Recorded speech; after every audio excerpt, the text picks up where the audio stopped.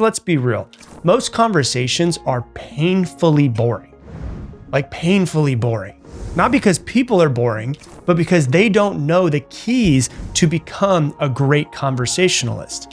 And if you've ever frozen in the middle of a conversation or gone blank or said something that even you might have found boring, or you left a party and then questioned, did I say that the right way? This episode is for you. I'm going to teach you how to be a great communicator, how to be magnetic, how to be memorable and impossible to ignore. And so we're going to dive into the psychology behind it, the actual strategy behind it, and then the mindset to having great magnetic conversations with other people. Okay, so first off, before we talk about it, let's talk about the reasons why you actually freeze in conversation with other people. The first reason why is because we have perfection pressure that we put on ourselves. You're trying to say the right thing, which means that you're editing your thoughts instead of fully expressing your thoughts. Because too many of us were edited by our parents, by our teachers, by people that were older than us on what we're supposed to say, what we're not supposed to say. Don't use those words because, that's rude or those are bad words. And now what happens as adults is that we worry too much that we're saying the wrong thing. And in turn, we edit ourselves too much because we're so worried about saying the wrong thing. And then we don't truly connect with another person as if there is actually a wrong thing to say, right? So that's the first thing. The second thing that we have is a lot of us have internal judgment. You're not listening to the other person in a lot of cases. You're too busy listening to your inner critic. And that's the reason why the conversation stalls. Another thing that you're trying to do most likely is you're trying to seem like an interesting person. Like you are trying to be interesting. I hope this person likes me. I want to say the right thing. I want to make sure that I seem really cool. A big key, and one of my favorite quotes around this, is stop trying to be interesting and start trying to be interested. Be interested in the other person more than you're trying to be interesting, and you will crush it in conversations. And I'll teach you exactly how to do that in just a minute. And then all of that basically turns into the threat response in your brain trying to protect you because your brain is wired to protect you. If it senses potential rejection or embarrassment or I don't fit in here or not belonging, it usually triggers this mild stress response within us. And the stress response is either fight, flight, or freeze. And so what we do is then we start thinking, am I doing this right? Am I not doing this right? What are they thinking of me? We're not paying attention to what the other person's thinking. We're thinking too much in our own head. And then we freeze and we screw up the conversation and we can get awkward. But what I really want you to think about is I want you to try to remember the last time that you were in a conversation or you were around someone who just said what they thought. Like, not to be an or any sort of way. They were just being themselves, like no filter, no agenda, just being 100% real. It's weirdly magnetic, right? Like we almost get kind of jealous when we see someone like that because we're like, man, they're so themselves. Like, I wish I could be more like that. Hey, to the 65.6% of you who watch my videos but are not subscribed, yes, we see it. And if you've ever learned anything from any of the videos I've put out, please do me a favor, hit that subscribe button. It helps the channel grow and it helps me keep making more content to help you grow as well. So with that, let's go back to the show. And so instead of rehearsing the perfect answer, one of the best things you could do in a conversation, hey, go figure, is to actually just say what you're thinking. And the way that you can do that, if you're afraid like, oh my gosh, this might be too harsh, I don't know if I can say this, is to use what I call a buffer sentence. Before you truly say what you feel, if you're worried about what you're about to say, use a buffer sentence, which is something like, hey, I'm not sure if this is going to come out right, but here's what I think. Because it kind of buffers it. Or this might sound kind of random, but I've been thinking this. Or it could be something like, this might be a hot take, or people might not like this, but I actually think whatever it might be. Or you could just use my favorite one, which is, hey, can I tell you how I honestly feel? When you use this buffer, it's like you buffer it so that the people basically ask for permission for you to say whatever it is that you want, which means that you can't really offend them if you say exactly the way that you feel. It's like an actor breaking the fourth wall. People will lean into the conversation a little bit more when you use a buffer sentence like this because you're breaking the normal, boring, cordial conversation flow by going, hey, is it okay if I tell you how I honestly feel? And then they're like, yes, please, because I'm tired of these boring conversations, right? And just FYI, like you might feel a little bit exposed. You might feel a little bit nervous. That's a good thing. That's what connection feels like. They will feel more connected to you when you share your truth. Okay. So now the other thing that you want to make sure that you do is you want to try to match their body language and their tonality as much as you possibly can. If you want to create an instant connection with someone else, match their energy, mirror their body language, match their rhythm and their pacing. And this isn't manipulation in any sort of way. This is neurobiology. This is how trust is built. You're signaling to their subconscious, I'm safe, I get you, we're in sync. Like don't mimic them exactly like a robot. Like be subtle, be human, but try to mirror them as much as you possibly can. Pay attention to the way they hold eye contact, their smiles, their pauses, their head nods, the tone of their voice. Pay attention to your breathing. Like, are you tight and tense, or are you open? Are you relaxed? Are you open? Are your arms crossed? Like, pay attention to all of these things.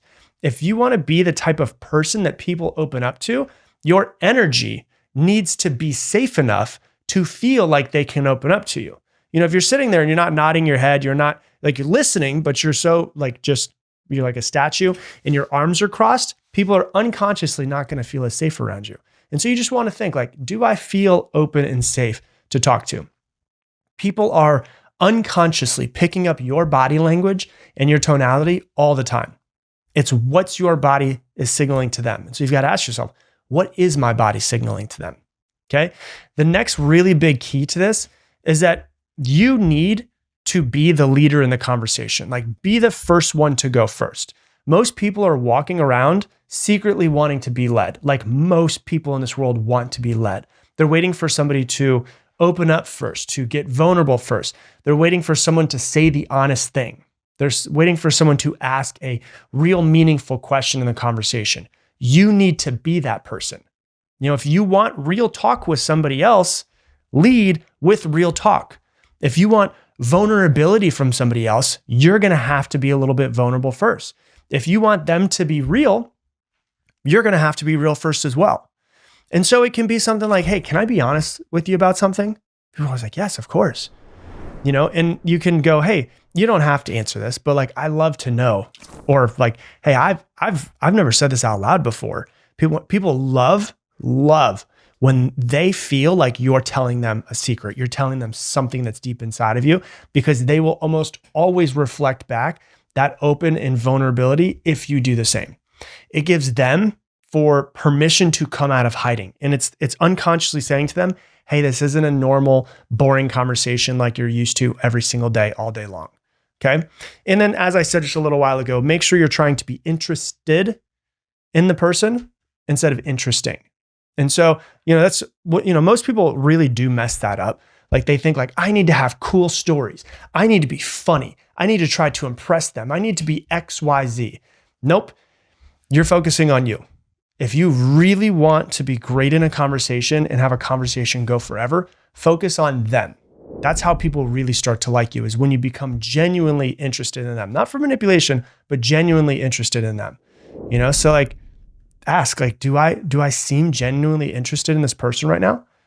If yes, then the conversation will not die, because your curiosity will keep the momentum going, right? People don't want to be impressed. They want to be seen. So learn to ask better questions, you know, come up with a list. You can go into ChatGPT and say, hey, give me really good questions to be interested and to get people to open up, right? Like, hey, what's something that you've been obsessed with lately? Like most people are like, hey, what do you do for work? You got any kids? Blah, blah, blah, weather, boring, politics, boring, like just boring stuff. Like, hey, what's something that you've been totally obsessed with lately? That's a cool question. What would you do every day if you never had to work again? What's something that you like secretly nerd out about? Who's had the biggest impact on your life? When was the last time you did something that like really changed you? You know, if you could see your younger self and your younger self could see you now, what would surprise them most about you? One of my favorite questions that used to be asked by one of my mentors, he used to go up to people and he was like one of the most engaging people, and he just loved people so much, is he would sit down with somebody they just met and he would say, hey, Rob, tell me about you. What's your story? He'd always say that. What's your story? It's like this magical open-ended portal into real talk, into getting to know somebody. So instead of just saying, what's your story? Like, that's a weird way of saying, hey, Rob, tell me about you. Like, I'm really interested. What's your story? Oh my God, the type of conversations this guy could have were incredible. Another question that I really love, one of my favorites, is what's a question that you wish more people would ask you? If you ask that question, people almost always tell you one of the most important things in their life that they never get to talk about. And so what we're trying to do here is we're trying to shift from this normal BS small talk to being really connected with another person. Like, small talk, it's not evil. It's just so shallow. Like, it's like playing in the kiddie pool, right? You got to eventually dive deeper in a conversation, but don't force it. You got to kind of guide the conversation there. And so, you can, instead of saying something like, so what do you do for work? Right? Who gives a shit, right? Like who cares at this point? Like, I hate when people ask that question. I've been asked that so many times. I never ask that question to people because I hate being asked that question. So like, a better question would be like, what do you love to do? That's awesome. Or if you want to talk about work, what do you love about what you do? Right? Or like, you could say something like, instead of where are you from? Like, a real good question I've had asked me before, where do you feel the most at home? Ooh, that's a good one, because they're going to tell you a lot about themselves in that, right? Instead of saying like, oh, today was today busy for you? Say something like, hey, what part of today actually gave you energy? Like, the key is to try to ask questions that no one else asks, not the same questions that everyone's used to getting 5 times a day. Here's why all of this is important, because people don't just remember conversations. They will remember almost nothing that you said and nothing that they said. They remember how you made them feel in that conversation. And so that's what's really important with it. Now, if you want an actual step-by-step process of how to never run out of things to say, this is kind of like the cheat code to it, right? So if you're trying to be more open, trying to be more talking to people, it's a 5-step process, okay? The first thing is to just observe something in that moment, right? Like, hey, that's an interesting bracelet. Or, when you said XYZ, you really lit up when you talked about that. Like, observe something about them. It could be a bracelet, it could be a necklace. Oh my gosh, I really love your tattoo. Like, observe something, right? And then ask a deeper question around that thing. Is there a story behind that thing? Like, what makes that so exciting for you? They start talking about it. One of my favorite things to say, tell me more about that. What else? They just keep going deeper and they keep going deeper around it. And then what you're going to do is, after they share something about their life, you're going to quickly share something about your life. And you're not going to talk for the next 5 minutes about it. You're not going to steal the show, but you're going to share something that makes them and what they just said connect with you. You're going to make some sort of connection. Oh, that reminds me of when ... Oh, I totally get that. For me, it's XYZ, right? So you share something from your own life. Then number 4 is you want to reflect back what they said. So it sounds like that experience really changed the way that you see things. Oh man, that's really powerful. I didn't think of it that way. And then the last part of it is to loop it forward. So what's next for you with that? What do you want to do more of in your life? Like, do you want to do more of that in your life? And then you just rinse and repeat. It's just about, a 5-step process, kind of get people to keep conversing. You converse with them, they converse with you, you open up, they open up. So like, let's say, I'll give you a couple of examples just to make this make sense, right? Let's say you're talking to someone at a party and you observe something in the moment and you're like, hey, that's a really cool tattoo. What's the meaning behind that tattoo? And they're like, well, I got this tattoo when I was on a solo trip backpacking in Europe. And then what you do, step 2, is ask a deeper question. You got to backpack in Europe. That's awesome. Was that a big moment in your life? Like, was something happening when you got it? They tell you what it is. 3, share something from your life. Man, I've never gotten a tattoo, but I've definitely had moments where like I wanted to mark the moment somehow. Like how, I did my first solo trip and I thought about doing the same thing. 3, right? Don't steal the moment, just a couple sentences. Number 4, reflect back what they said. So it sounds like that trip like really shifted how you saw yourself, huh? Yes? Okay. 5, loop it forward. Do you think you could get more tattoos for like future milestones in your life? And you see how it just keeps the conversation going. It's like you notice something about them, you ask a question about it, you see how it reflects back in your life, you reflect back what they said, then you ask them another question about that, right? Another example I can give you is like, let's say you're chatting with a new friend or a coworker or something, right? You observe something in the moment. Hey, you really like lit up just now when you mentioned that side project you've been working on. Okay, number 1. Number 2, ask a deeper question around it. What is it about doing that like really energizes you so much? Share something about your own life. Number 3, man, that's how I feel whenever I'm writing. Like I feel like I lose track of time. Number 4, reflect back what they said. So it's not just like the project. It sounds like it's not just like you doing that project. It sounds more of like what it brings out of you, huh? Number 5, loop it back. Like, do you want to do more of that? Like, what would it look like if you did more of that in your daily life? You see, it's like it's these conversational tips that you're interested in them. You're talking about yourself a little bit. You ask them questions about themselves. You can be a little bit more vulnerable. They can be a little bit more vulnerable. And it's like cuts through this stupid small talk that so many people are stuck in. And so like, you don't need to be interesting. You don't need to have all of the answers. You don't need to like research jokes or anything like that. Like you don't run out of things to say when you're interested in somebody else. You get that? You only run out of things to say when you're trying to be interesting to other people. You run out of things to say when you're overthinking or where you're trying to perform or you're trying to control the conversation. So it's like, let go a little bit. Try to have some fun with it. Be yourself. Learn to open up more. Like lead the conversation. Say what's true. Say what you actually feel.